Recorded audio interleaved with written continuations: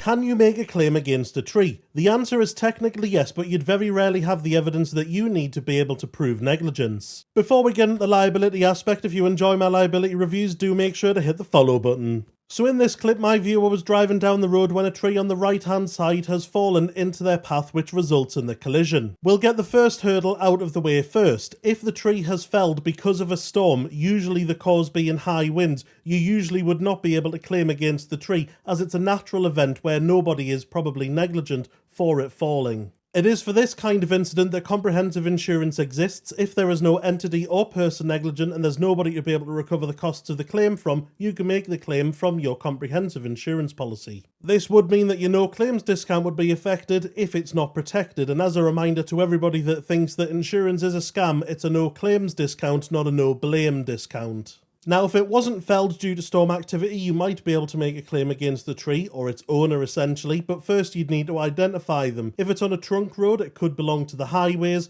Usually it would belong to the local authority, but it could also belong to a private owner. Usually on routes like this, you'd expect it to be the local authority, and generally they will be inspecting larger trees to determine its health and if it's anywhere near the end of its life and if there's a risk of it being felled naturally. To be able to hold them negligent, you'd need to be able to prove that the owner of the tree knew that it was near end of life and that there was a risk of it being felled naturally and that they did nothing about it. As you can imagine, proving such a thing is close to but not totally impossible. In my 8 years of directly handling claims myself, I've probably seen about 24 of these incidents, and I was able to prove it on 2 occasions. On the first one, I received the records and I could see that the tree hadn't been inspected for a large number of years, and I'd made a successful recovery of my policyholders' losses without the need for litigation. On the second, I got the paperwork back to show that the tree had been recommended for being felled manually because it had died and was at risk of falling over, and then 8 months later it did onto my policyholder's car. The local authority again settled without the need for litigation.